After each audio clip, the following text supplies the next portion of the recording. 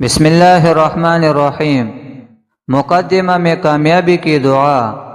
اگر کسی کو ناجائز مقدمہ میں ملوث کر دیا گیا ہو، مقدمہ سے خلاصی کی کوئی صورت دکھائی نہ دیتے ہو، اسے جھوٹے مقدمہ کی وجہ سے اس قدر پریشانی پیدا ہو گئی ہو کہ کاروبار بھی ٹھپ ہو گیا ہو، تو چاہیے کہ ہر فرض نماز کے بعد مندرجہ ذیل دعا اپنی حاجت کی نیت کرتے ہوئے خلوص دل سے مانگے۔